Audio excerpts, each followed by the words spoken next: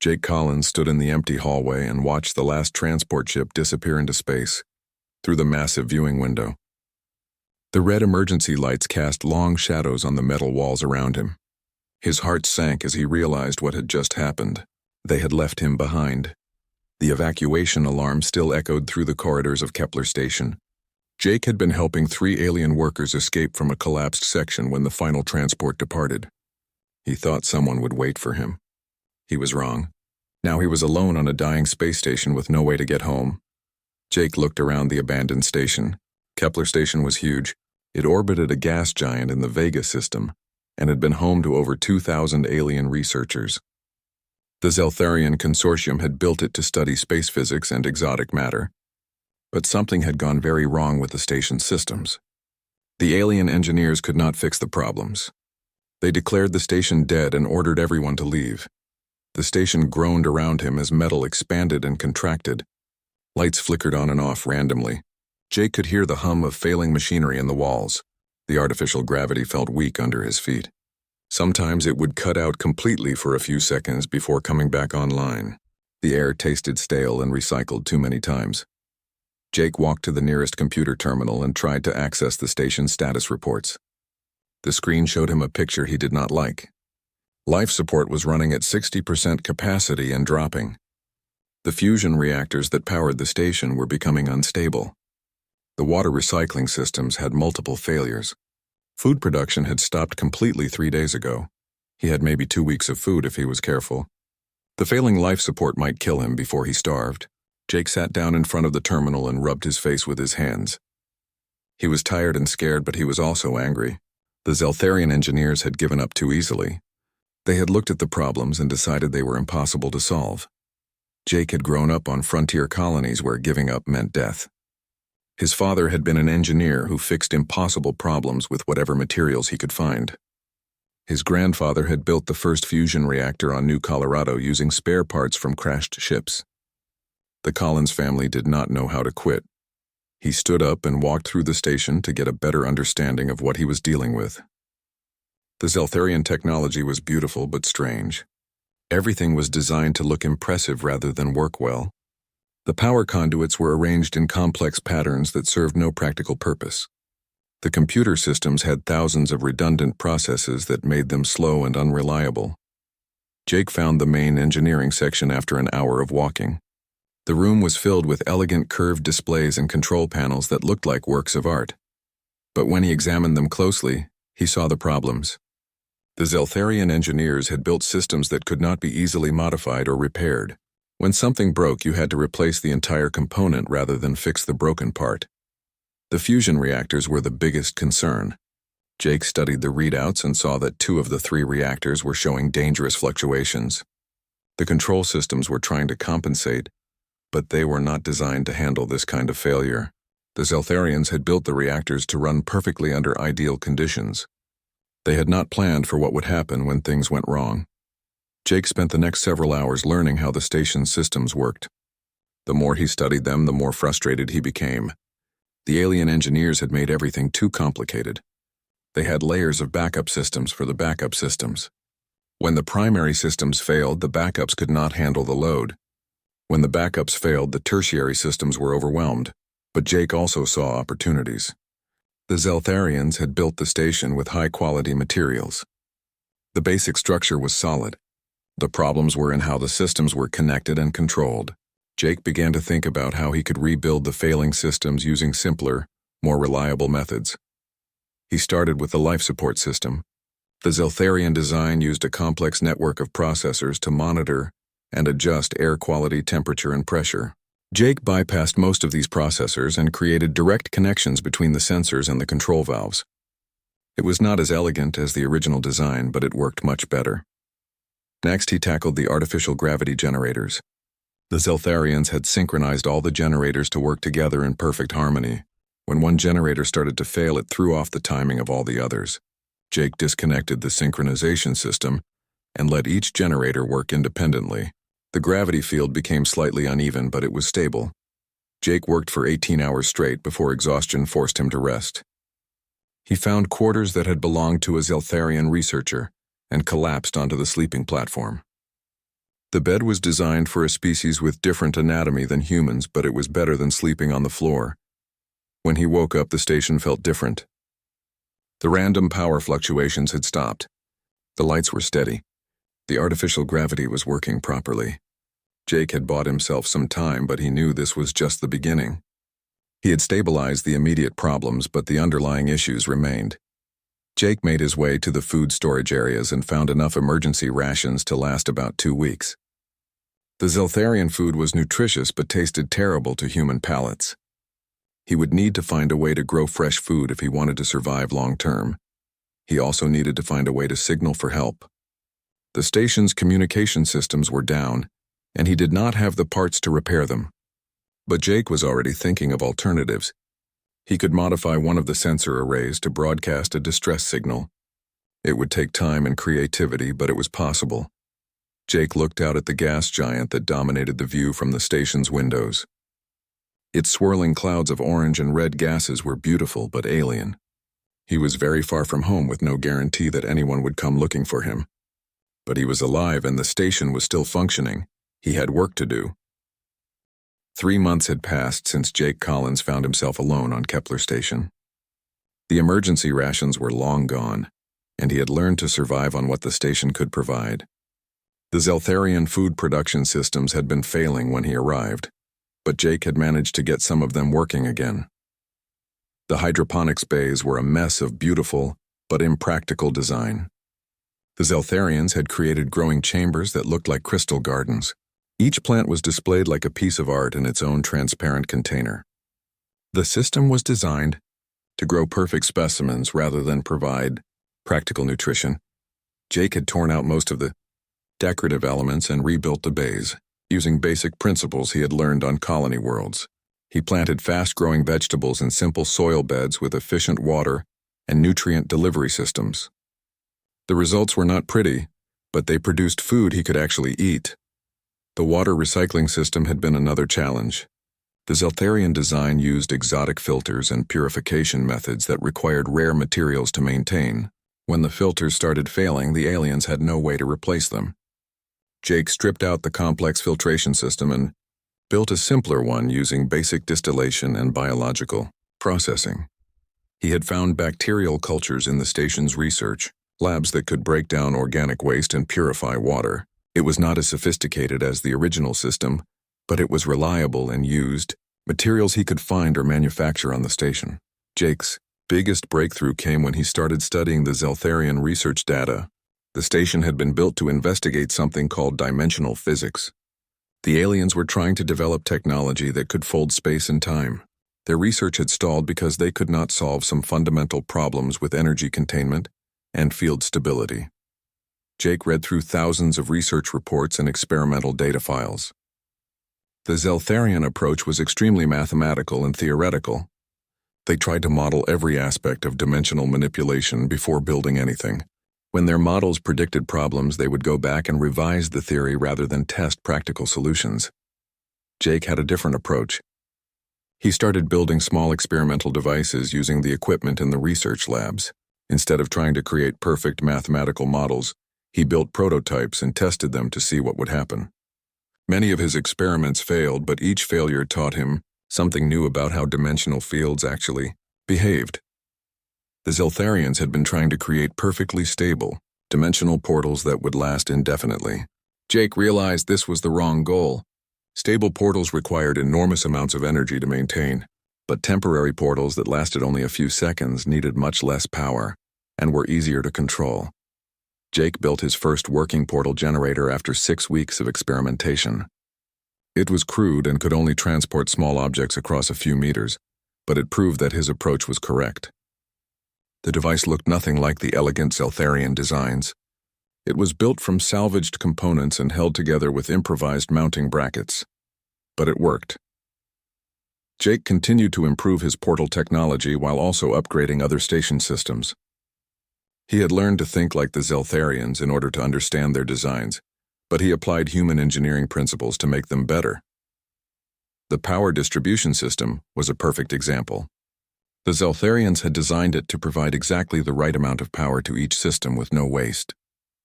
But this meant that when one system needed more power than expected, the entire grid became unstable. Jake added buffer capacitors and load balancing circuits that allowed the system to adapt to changing demands. He also discovered that the Zeltharians had never considered the possibility of component failure in their designs. When a critical part broke, the entire system would shut down rather than work around the problem. Jake built bypass circuits and backup pathways that allowed systems to continue operating even when parts failed. The life support system was now running it better than original specifications. Jake had simplified the control systems and added redundant sensors that could compensate for equipment failures. The air was cleaner and the temperature more stable than it had been when the station was fully staffed. Jake had also solved the artificial gravity problem completely. The original system used 3 large generators that had to work together perfectly. Jake had built 12 smaller generators that could operate independently. If one failed, the others would automatically adjust to compensate. The gravity field was now more stable than it had ever been. Food production was exceeding his needs. Jake had converted 4 of the decorative hydroponics bays into practical growing areas. He was producing enough vegetables and protein cultures to feed himself with surplus left over. He had even started experimenting with improving the nutritional content of the food by crossbreeding different plant varieties. The water recycling system was producing pure water with minimal maintenance required. Jake had built monitoring systems that would alert him if any component needed attention.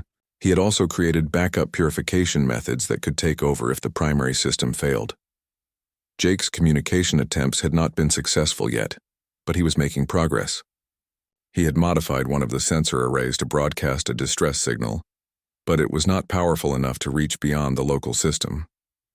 He was working on ways to boost the signal strength using power from the dimensional portal experiments. The station felt different now. It was still alien in many ways, but Jake had made it more human. The corridors were better lit and the air smelled fresh. The random noises and vibrations that had worried him in the first weeks were gone. The station hummed quietly and efficiently around him. Jake had also made the station more comfortable for himself. He had converted a research lab into living quarters with a proper bed and workspace. He had installed windows that provided better views of the gas giant and the stars beyond. He had even created a small recreation area where he could exercise and relax. But Jake was not just surviving anymore. He was beginning to understand that he had stumbled onto something important. The Zeltharian research into dimensional physics was valuable, but their approach had been flawed. Jake's practical experiments were producing results that the alien scientists had thought impossible. He was also learning that human engineering philosophy was fundamentally different from alien approaches. Humans built things to survive and adapt. Aliens seemed to build things to be perfect and beautiful. Neither approach was wrong, but combining them could produce something better than either alone. Jake continued to work on the portal technology because it fascinated him. But he was also thinking about larger questions. If he ever made contact with other beings again, he would have knowledge and technology that could change how species interacted with each other. For now, though, he focused on the immediate challenges of survival and discovery. The station was his laboratory and his home. He was alone, but he was not lonely. He had work to do and mysteries to solve. The gas giant continued its slow rotation outside his windows, and Jake continued to build and experiment and learn. 6 months after being abandoned on Kepler Station, Jake Collins had transformed the dying facility into something that exceeded its original capabilities. The power systems now operated at 150% of their design specifications, thanks to his cascade fusion reactor modifications. The life support systems were so efficient, they could support 3 times the original population. Jake had solved the dimensional physics problem that had frustrated the Zeltharian researchers for decades. By treating space-time folding as a mechanical engineering challenge rather than a purely theoretical exercise, he had developed a working prototype teleportation system. The device could transport objects across distances of up to 50 kilometers with minimal energy requirements. The breakthrough had come when Jake stopped trying to create perfect mathematical models and instead focused on what actually happened during his experiments. The Zeltharians had assumed that dimensional portals needed to be geometrically perfect to function properly. Jake discovered that slightly unstable portals actually worked better. because they required less energy to maintain and were easier to control. His portal generator was built from salvaged components and looked like a collection of random electronic parts held together with metal brackets and wire, but it worked reliably and safely. Jake had tested it thousands of times with various objects and had never experienced a transport failure. The station's automated systems had begun broadcasting modified technical specifications as part of their routine status updates. Jake had reprogrammed the signals to include data about his improvements to the station's capabilities. He thought it was unlikely that anyone would receive the transmissions, but it seemed like a reasonable precaution. Captain Neil Rodriguez of the human cargo vessel Aurora's Dawn received one of these transmissions during a routine supply run between the outer colonies. The message contained technical specifications that his ship's engineer Lisa Martinez declared impossible based on known Zeltharian technology.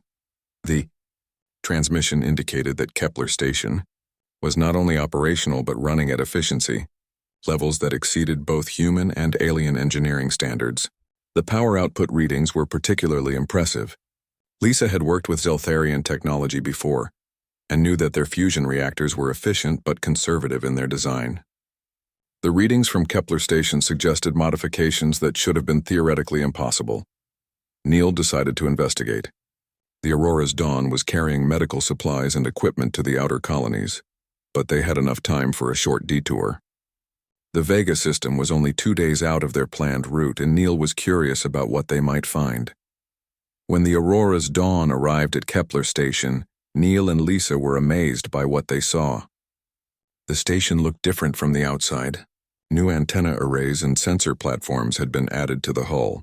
The docking bays had been expanded and improved with better approach lighting and guidance systems. Jake received their docking request and granted permission immediately.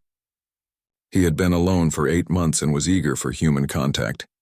He guided their ship into the main docking bay using the improved systems he had built. The docking process was smoother and more automated than either Neil or Lisa had experienced on any alien facility. Jake met them at the airlock wearing clothes he had improvised from station materials. He looked healthy and confident despite his long isolation. His first words were to ask if they had brought any coffee because he had not been able to figure out how to make the Zeltharian food processors produce anything that tasted remotely like coffee. Neil and Lisa followed Jake on a tour of the station and were impressed by everything they saw. The corridors were well lit and the air was fresh and clean. The artificial gravity was perfectly stable. All the systems seemed to be running smoothly and efficiently. Jake showed them the hydroponics bays where he was growing fresh vegetables and protein cultures. The setup looked more like a colony agricultural station than the decorative crystal gardens the Zeltharians had originally built. Everything was designed for practical food production, rather than aesthetic appeal.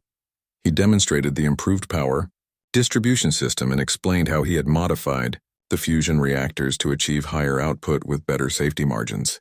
Lisa understood enough about fusion technology to realize that Jake's modifications represented significant advances in the field. But the most impressive demonstration was the portal generator. Jake transported a wrench from one side of the engineering bay to the other, in the blink of an eye. The device hummed quietly for a few seconds, then shut down automatically. Jake explained that he could transport objects up to 50 kilometers away and that the energy requirements were minimal. Lisa asked Jake how he had solved the dimensional physics problems that had stumped the Zeltharian researchers. Jake explained his practical approach and showed her the experimental data he had collected. His methods were completely different from the theoretical models the aliens had been using. Neil wanted to know if Jake needed to be rescued from the station. Jake thought about this question for several minutes before answering. He explained that he had made the station into his home and laboratory. He was comfortable here and still had research projects he wanted to complete, but he would appreciate regular contact with other humans and access to supplies and equipment. Neil offered to carry messages back to human space and to arrange for supply deliveries to the station.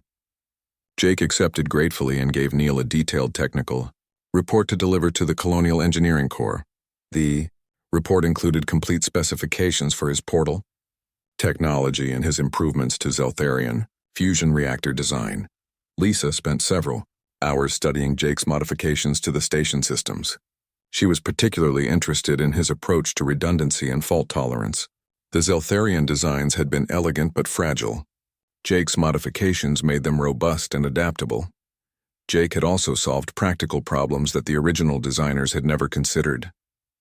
The waste management systems now operated with near-perfect efficiency. The environmental controls maintained comfortable conditions throughout the station, with minimal energy consumption. Even the computer networks ran faster and more reliably than they had when the station was new. Before Neil and Lisa departed, Jake showed them one final demonstration. He had been working on a long-range communication system using principles from his portal technology. The system could send messages across interstellar distances without relying on conventional transmission methods. Jake activated the device and sent a test message to a relay station in the Centauri system. The response came back in less than an hour, confirming that the message had been received clearly. Conventional radio transmission would have taken over 4 years to cover the same distance. Neil realized that Jake had accidentally created technology that could revolutionize interstellar communication.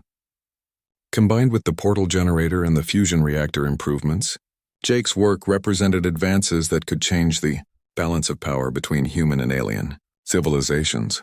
As the Aurora's dawn prepared to depart, Jake gave Neil additional technical data to share with human authorities.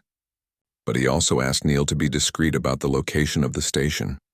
Jake was concerned that too much attention might interfere with his research. Neil promised to handle the information carefully and arranged to return in 3 months with supplies and possibly additional personnel if Jake wanted company. Jake said he would consider it, but for now he was content to continue working alone. After the Aurora's dawn departed, Jake returned to his research with renewed energy. The visit from other humans had reminded him how much he enjoyed sharing discoveries with people who could understand their significance. But it had also confirmed his belief that the work he was doing on the station was important and should continue. Jake spent the next several weeks refining his portal technology and working on new applications for dimensional manipulation.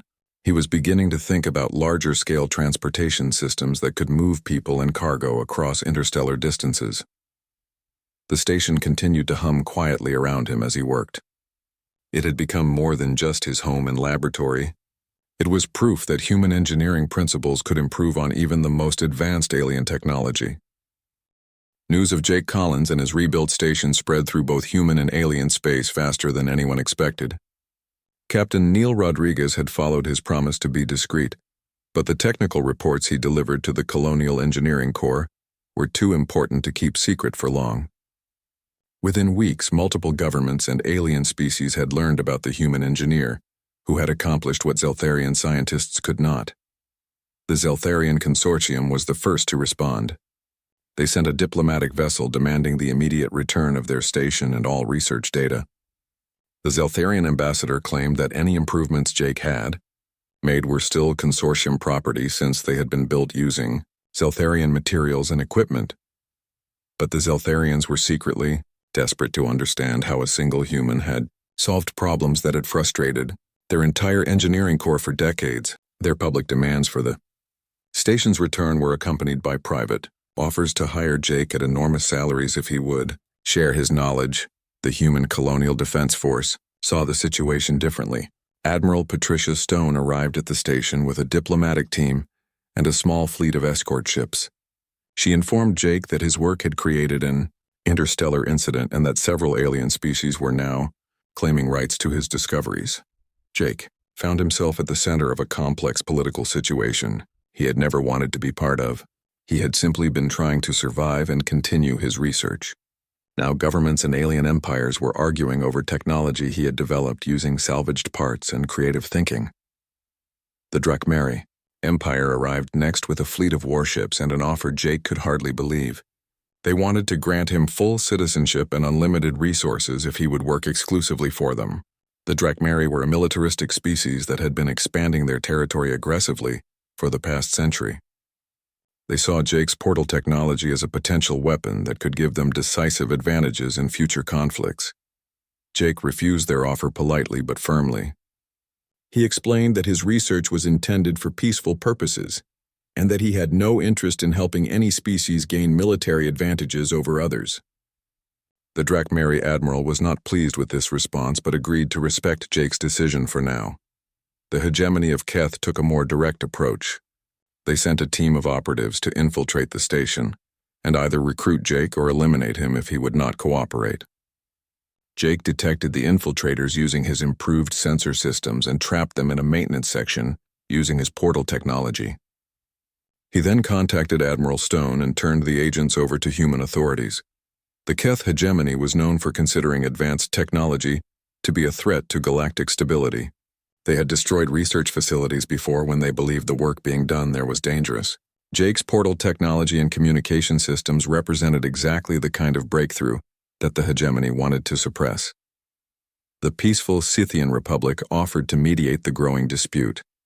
They sent Ambassador Lynn Walker to negotiate with all parties and find a solution that would prevent the situation from escalating into open warfare. But the Scythians were also secretly hoping to gain access to Jake's research for their own purposes. During these tense negotiations, Jake continued working on his projects. He was driven by intellectual curiosity rather than political concerns, and found the diplomatic maneuvering around him both frustrating and irrelevant to his real interests. He completed his long-range portal technology during this period, creating stable transportation links that could move objects across several light years instantaneously. The breakthrough came when Jake realized that multiple small portals could be linked together to create a transportation network.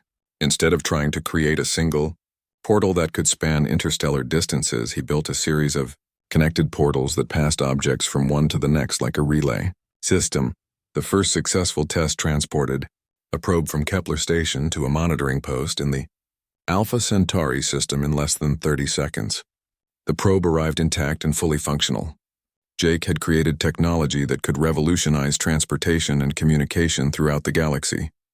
Word of this achievement reached the various fleets and diplomatic missions within hours. The implications were staggering. Jake's portal network could make conventional space travel obsolete. Trade routes that took months to traverse could be completed in minutes. Military forces could be deployed instantly across vast distances. The political situation became even more complicated as each faction realized the true potential of Jake's work. The Zeltharians increased their offers to astronomical levels.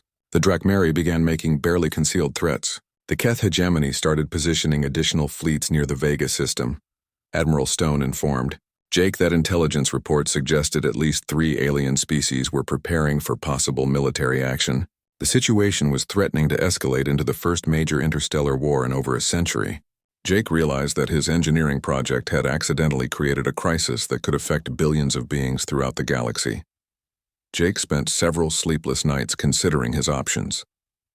He could destroy his research and return to human space, but that would waste years of work and eliminate technology that could benefit everyone. He could choose to work with one faction, but that would give them unfair advantages over others and likely lead to the war everyone was trying to prevent. He could try to keep his technology secret, but the basic principles were already known to multiple governments.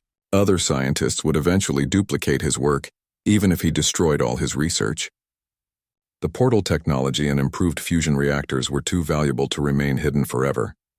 Jake also had to consider his own safety. The station was well defended by his modified systems, but it could not withstand a determined attack by a major fleet. If the political situation continued to deteriorate, he might be forced to choose between his research and his life. During this time, Jake received a message from his sister Beth, who lived on New Mars. She had heard about the situation and was worried about his safety. She urged him to accept one of the offers for protection and leave the station before someone decided to solve the problem by eliminating him. Jake appreciated her concern, but he had invested too much work in the station to abandon it easily. More importantly, he believed that his research could help bring the various species together, rather than drive them apart. The key was finding a way to share the benefits of his discoveries without giving any single faction a decisive advantage. The breakthrough in Jake's thinking came when he realized he was approaching the problem like an engineer rather than a politician. Instead of trying to choose between the various factions, he could create a solution that made such choices unnecessary. Jake began working on a proposal that would satisfy everyone's concerns while protecting his research and maintaining his independence. The solution was characteristically human in its simplicity and creativity, but it would require careful implementation and the cooperation of beings who had very different ideas about how the galaxy should be organized. Jake refined his proposal. The various fleets continued to gather near the Vega system. The Zeltharian consortium had deployed their largest research vessels. The Drakmari Empire had brought a battle fleet capable of destroying planets. The Keth hegemony had positioned ships that could blockade the entire system. The human colonial defense force maintained a defensive position around Kepler Station, but Admiral Stone knew that her small fleet could not protect Jake if the alien powers decided to fight over his technology. The situation was becoming more dangerous every day as more ships arrived and tensions increased. Jake finished his proposal and sent copies to all the major factions simultaneously. His solution was ambitious and would require unprecedented cooperation between species that had been rivals for centuries. But it offered benefits that none of them could achieve alone and avoided the devastating war that seemed increasingly inevitable. Now Jake had to wait and see if the leaders of multiple galactic civilizations would be willing to try something that had never been attempted before. Jake Collins stood before representatives of 6 different species in the main conference room of Kepler Station. The room had been one of the decorative meeting areas that the Zeltharians had built for formal occasions. Jake had converted it into a functional space with proper lighting and communication equipment, but he had kept some of the elegant design elements to make his alien guests feel comfortable. His proposal was simple in concept but revolutionary in practice. Instead of fighting over his technology or trying to keep it secret, Jake wanted to create an independent research facility that would be open to all species. The station would operate under what he called the Collins Accords, which established principles for sharing technological advances with any civilization willing to collaborate peacefully. The Accords were based on human engineering philosophy. Practical solutions would be valued over aesthetic perfection. Redundancy and adaptability would be prioritized over efficiency and elegance. Most importantly, any species that wanted access to the technology would have to accept human engineers as equal partners and adopt these collaborative approaches to problem solving. Ambassador Lynn Walker from the Scythian Republic was the first to speak. She praised Jake's vision for interspecies cooperation, but questioned whether such different civilizations could really work together effectively. The Scythians had tried to mediate disputes between other species for centuries and knew how difficult it could be to bridge cultural differences. The Zeltharian representative Admiral Kane Roberts expressed skepticism about human engineering methods. The Zeltharians took pride in their sophisticated technology and elegant designs. The idea of adopting what they saw as crude human approaches was difficult for them to accept. Jake responded by demonstrating some of his improvements to Zeltharian technology. He showed how his simplified control systems had made the station's fusion reactors more reliable and efficient. He explained how his redundant safety systems had prevented the catastrophic failures that had originally doomed the station. The Drakmari admiral was more interested in the military applications of Jake's technology. She wanted to know if the portal network could be used to transport weapons and troops across interstellar distances. Jake confirmed that such applications were possible but emphasized that the Accords would prohibit military uses of the technology. This led to intense debate about how to prevent the technology from being misused for warfare. Jake proposed that the station would only share portal technology with species that agreed to use it exclusively for peaceful purposes. Any violation of this agreement would result in immediate loss of access to the network. The Keth hegemony representative was concerned about the stability implications of Jake's technology. The hegemony believed that rapid technological change was dangerous and that advanced discoveries should be carefully controlled to prevent social disruption. Jake's portal network represented exactly the kind of breakthrough that could destabilize existing power structures throughout the galaxy. Jake addressed these concerns by proposing a gradual implementation of his technology. The portal network would be built slowly with careful monitoring of its effects on trade commerce and social stability. Any problems that emerged could be addressed before they became serious threats to galactic civilization. The discussions continued for 3 days. Each species had different concerns and different ideas about how Jake's technology should be managed. The Zeltharians wanted to maintain some control over research done with their original equipment. The Drakmeri wanted military applications to be available for defensive purposes. The Scythians wanted extensive safeguards against misuse. Jake listened carefully to all the concerns and suggestions. He modified his proposal several times to address specific issues raised by the various representatives. But he refused to compromise on the core principles of the Accords. The station would remain independent, and technology would be shared with all peaceful species. The breakthrough came when the Zeltharian admiral asked to see more of Jake's modifications to their original designs. Jake took him on a detailed tour of the station's improved systems. The admiral was amazed to discover that Jake's changes had solved problems the Zeltharians did not even know existed. The power distribution system now provided stable energy to all station components even under extreme load conditions. The environmental controls maintained perfect conditions throughout the facility with minimal energy consumption. The computer networks processed information faster and more reliably than they ever had under Zeltharian management. Most importantly, Jake had achieved these improvements while making the systems easier to maintain and modify. The Zeltharian designs had been beautiful but fragile. Jake's modifications made them robust and adaptable while retaining their essential functionality. The Zeltharian admiral realized that Jake's human approaches to engineering could benefit Zeltharian technology in ways their own engineers had never considered. He agreed to sign the Collins Accords on behalf of the consortium. One by one, the other species followed. The Scythians saw the potential for improved interspecies cooperation. The Drakmeri recognized that access to Jake's technology would benefit them more than trying to control it exclusively. Even the Keth hegemony agreed to participate after Jake demonstrated how carefully controlled implementation could minimize risks. The signing ceremony was held in the same conference room where the negotiations had taken place. Representatives from 6 species put their names to an agreement that established Kepler Station as an independent research facility dedicated to peaceful technological advancement and interspecies cooperation. Jake renamed the station New Harmony to reflect its new mission. The first joint research projects began immediately with teams of engineers and scientists from multiple species working together on improvements to existing technology and development of new capabilities. The portal network was expanded gradually over the following months. New stations were built at key locations throughout the galaxy, with each facility serving as both a research center and a transportation hub. The network reduced travel times between major systems from months to minutes, while providing new opportunities for scientific collaboration. Jake's communication technology was implemented alongside the portal network.